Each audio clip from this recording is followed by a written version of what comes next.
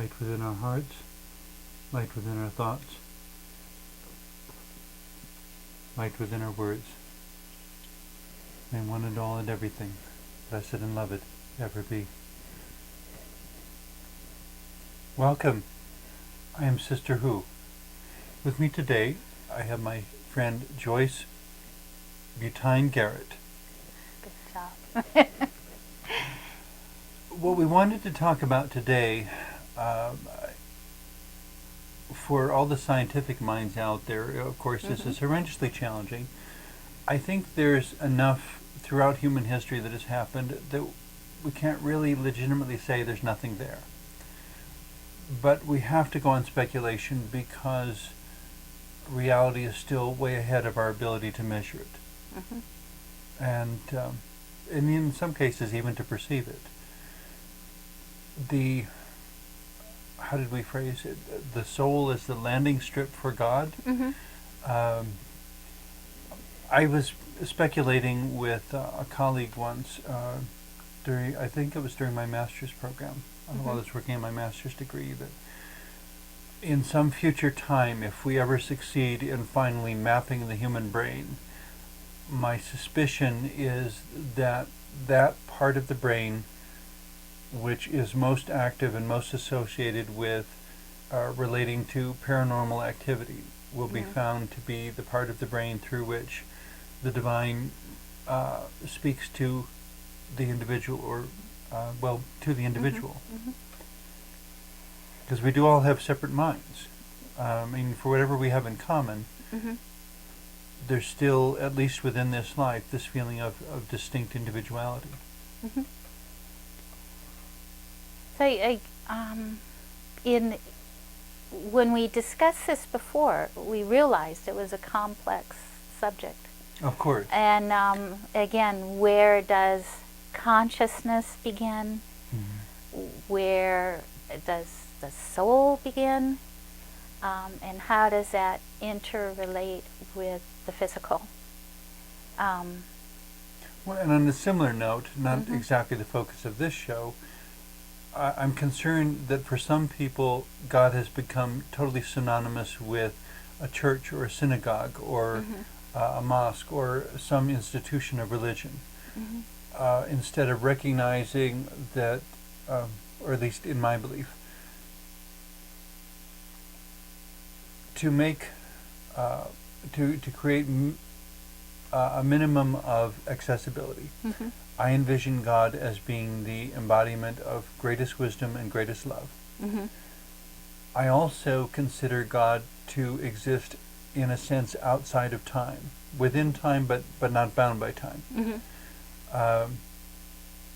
And consequently, that which is God, in my opinion, pre-existed humanity, and consequently pre-existed all of humanity's religions, and therefore has to be bigger than humanity or any of humanity's religions, and absolutely bigger than any of humanity's theologies.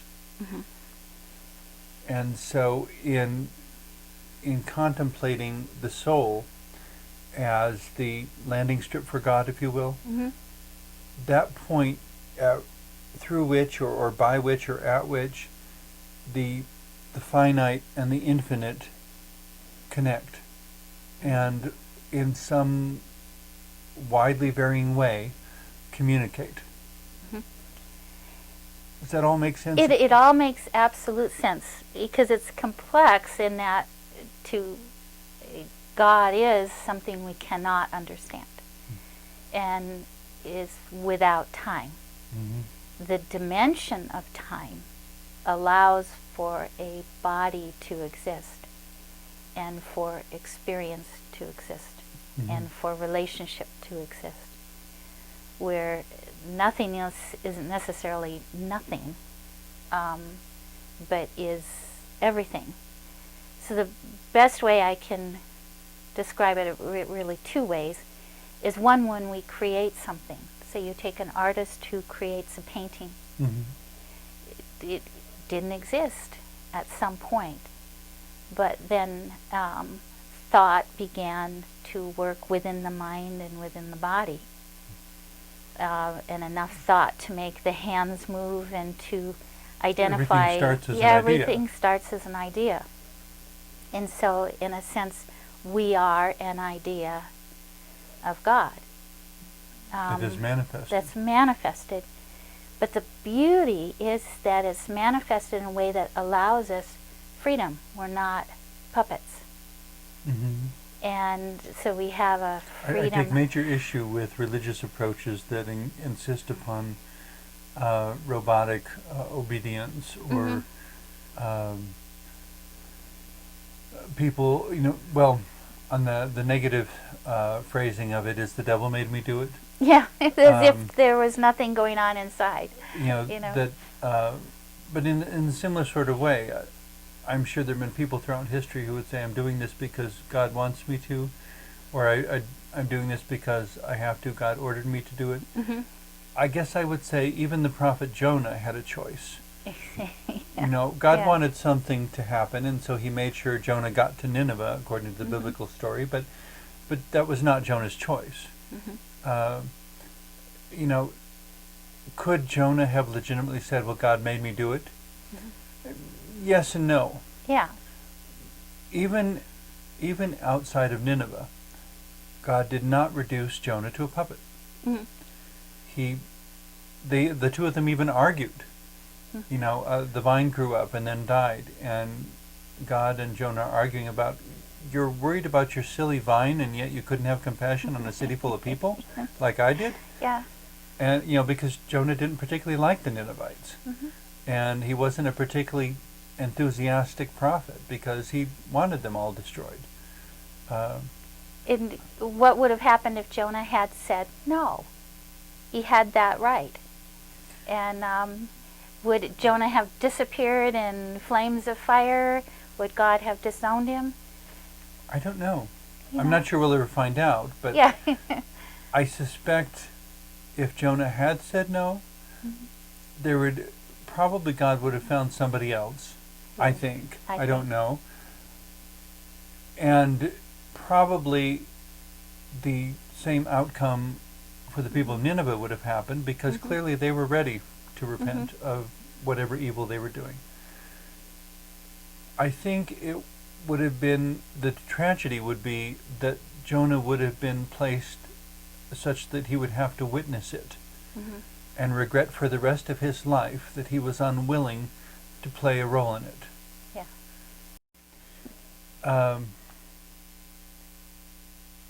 If you'll pardon me a moment of imaginative fantasizing. Okay. I've loved the story, the various depictions of the Christmas Carol by Charles Dickens. My favorite person, incidentally, is the one starring George C. Scott. But in any case, the scene at the beginning where Marley's ghost shows up with these money boxes in chains,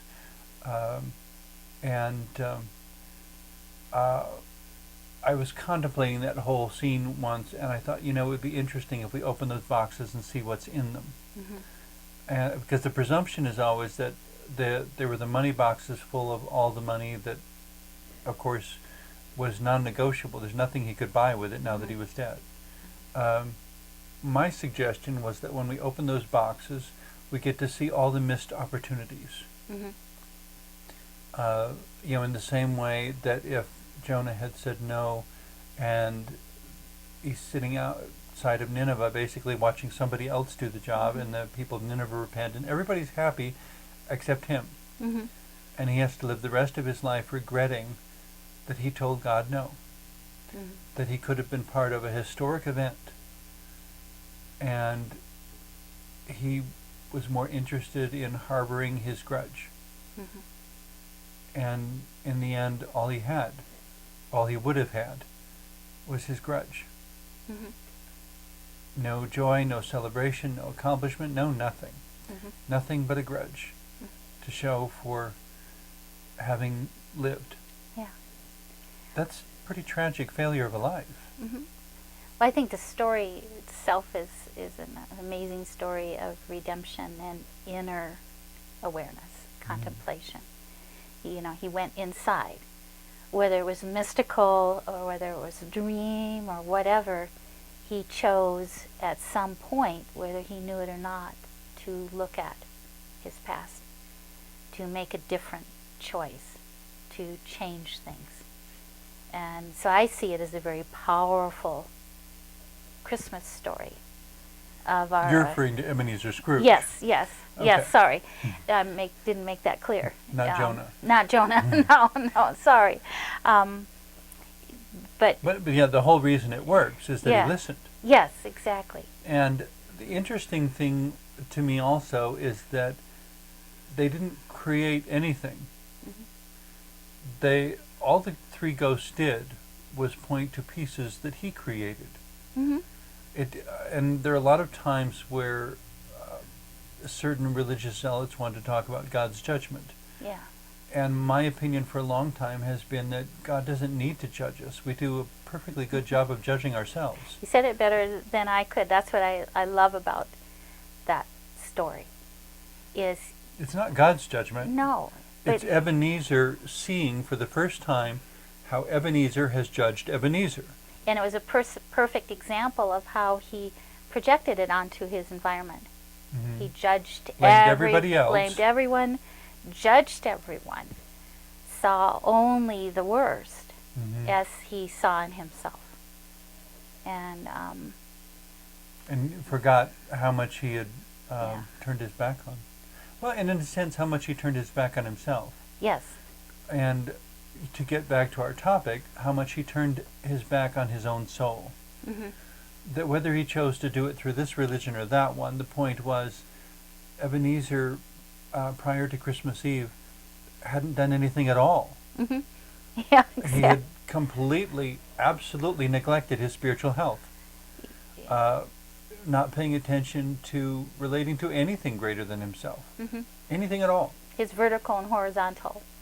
Yeah, had he had horizontal relationships, but without the vertical to raise them up. hmm They couldn't be anything but the dirt on the floor. hmm And, in a similar sort of way, if you have a vertical relationship without the horizontal, hmm I would say you're about as useful as a telephone pole. yeah, exactly. And someone would say, well, yes, but the telephone pole holds the wires up. And I said, no, that's a horizontal relationship. hmm hmm The only way the telephone pole begins to have any significance, meaning, or purpose is by developing horizontal relationships. hmm My stepdaughter Jessica directed a play called The Long Christmas Ride Home. I think Okay. that's what it is. And they did the play all with puppets. Okay. But each Hand actor, puppets or string puppets? string puppets, each Okay. actor stood behind the puppet. And All dressed in black. all dressed in black, but their faces looked identical to the wooden puppet that they'd created. Their faces. So they were able to create puppets that looked very similar to the actor that was manipulating the strings. And, Oh, interesting. and so Huh. it made the story really amazing. But what I saw, with my Mhm. spiritual history and so forth and so on, was the soul of the actor Mhm. dressed in black. Then as they picked up the strings, brought their soul into this puppet body that was just sitting there. So that the And- only way they could communicate with the world around them was through the puppet. Yes, exactly. The other metaphor that's a favorite of Mhm. mine that this brings up is the iceberg. Yeah. The actor is clearly much larger than the puppet. Yeah, that's another one. And what steers the course and forms the main substance of the iceberg is the part that's below the surface, not the Mhm. part above the surface. Yeah, exactly right. And in that sense, I suppose one of the most limiting things we can do to ourselves is to imagine that the face in the mirror, that this physical body, is all we are. Exactly. As if the puppet in your illustration was saying, there isn't anyone else. I control myself. I pull my own strings. Mhm. I am the sum total reality of whomever the name is. Exactly, and as it progresses, it brings in that spiritual realm. And Well, that wasn't what I was thinking so much mhm. as when the puppet is saying, I'm the total reality, and the puppeteer is saying, oh, are you? Yes, I got it. Yeah, I know. I see what you're saying, and that was very strong throughout it. Mm-hmm. It's kind of it to me is how we are soul in body. Mm-hmm. That there are times when we're conscious of the soul, and there's times when we're only conscious of the body. Mm-hmm. And in that, Would you agree that we're wiser and more of our best selves when we're conscious of the larger part of ourselves? oh, absolutely, because we see a bigger picture. There's a lot more opportunity and choices than when we're just seeing one. Our choices are very limited. Even if we only see the spiritual, they're limited too. So, the soul being the landing strip for God, we're using the metaphor of landing an airplane, of course. Mm-hmm. Every metaphor has some point at which it breaks down, but it basically says that it's an available location. Mm-hmm. Not necessarily a physical location, but an available location. We still have to wait for God to be the initiator of the landing. Exactly, and having And God is not a candy machine. no, It's not put the coins in, pull the lever, whatever. Yeah. It's a relationship, not a recipe. Exactly, and so I don't think we come in on our own idea that it's. But we can hardly blame God for not landing anywhere near us if we haven't prepared the airstrip. Yeah, exactly right. And so again, we have that ability to create the world as we choose to. Or at the very least, to create opportunity for Mm-hmm. that spiritual world to contact us. Mm-hmm. I'm not talking about having a seance. I'm talking No. about simply creating an openness to something, to divine mystery. Again, to see the sacredness in everything, Mm-hmm. even the challenges, And to realize that every sacred object can be abused. mm-hmm, absolutely. And when you abuse it, you're not going to get its best contribution. No, and I think that is the dilemma of being human. Again, a piece of that is how we choose to use it. We may see the sacredness, and we may say, "Well, I'm going to ignore that and go and do it this way." A group comes to mind that with whom I have regular interaction, but it's always a bit of a challenging conversation because, in my humble opinion, or not Mm-hmm. so humble, depending on how you look at it, they've trivialized the body. Mm-hmm. And I understand the mind is where most people think we record our thoughts, Mm-hmm. Remember our feelings, and so forth. I understand that there are various standards all over the world as Mm-hmm. far as how bodies are treated in what way and so forth. At one point in time, cremation was not allowed because a certain traditional Christian belief was that the body was going to be resurrected, and if you didn't have a body, then you couldn't be resurrected. And all of this keeps looking at the body as something small and not particularly sacred. Mm-hmm. And I think the reason human touch is so essential, we discovered through, I think what was infamously called the gray babies, babies that were in a hospital nursery and they weren't adequately handled and touched and embraced, Mm-hmm. and they turned gray and died Mm-hmm. because they needed the human touch. Yet that underscores to me that the body is sacred in some way, but it can be used or abused. It can be regarded as sacred, or it can be trivialized and its sacredness denied. The best way I can explain that is a computer. Okay. We have a computer hardware Uh-huh. that if it's not plugged in, it's just there. Okay. It has operating software Okay. so that when you plug it into energy, it turns on and operates, very much like when we're born Okay. or when we're conceived. I mean, that all Mhm. starts. And as we're born, the breathing starts, and that all that stuff happens automatically in our nervous system. The soul aspect then creates a mind based on experience. And each experience we have, whether it's the experience of not being touched or being touched in love, sets our foundation of future experience. Okay. It's as if we Ever then... expanding capabilities. Yeah, so we then become free to develop our own software based on experience. Ever expanding software. Yeah, but also given the freedom to choose whether our experience was sacred or not. Okay. And how we, that also... So to be self-evaluating in addition to being self-creating. Yeah, exactly.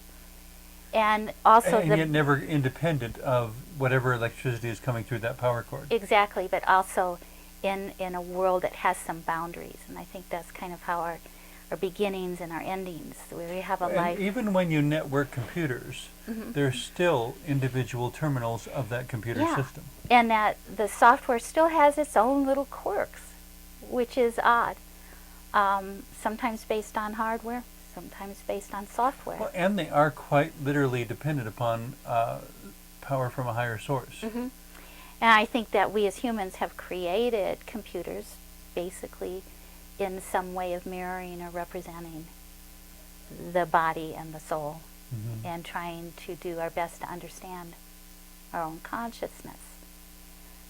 We're of course much more complex in our body than even the computer hardware. The fact that we can self-repair, the fact that we can redefine and reframe and perceive something differently. The whole idea that we can choose to forgive and to love in a different way.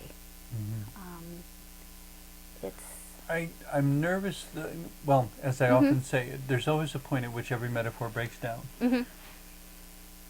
To follow the metaphor of the computer too far would be to say that we also control the power flow, so that we can shut off the power to other computers and other computer terminals. And I would have to say that's even going too far for me, but it's the best explanation, the best way that I can simplify a complex. Well, and I'm not disagreeing with your explanation. I'm simply saying we need to be aware of where it stops, because the distinction between the networked computer system and what I perceive as our spiritual relationships is that if particular humans don't have adequate vision or imagination or compassion to intervene in a situation, it is, I believe, possible, and I think there are numerous times throughout human history where miraculous things occur because God is not willing for that person to do without. Oh, I agree with you there. I think I'm speculating here, I suppose. God may prefer to work through you and I, but if we won't do the work, sometimes God leaves the person in need because we need to understand that it's not like God's letting us off the hook. Right, as I think... And at other times, God does intervene and says, no, this person needs to be available for future work, so I'm going to step in and provide. The bottom line is, the way I see it, is that we're all called to life. How we choose to use that calling is still up to us. Very much so. And I think... Thank you very much for everything you've shared today. Thank you for having me.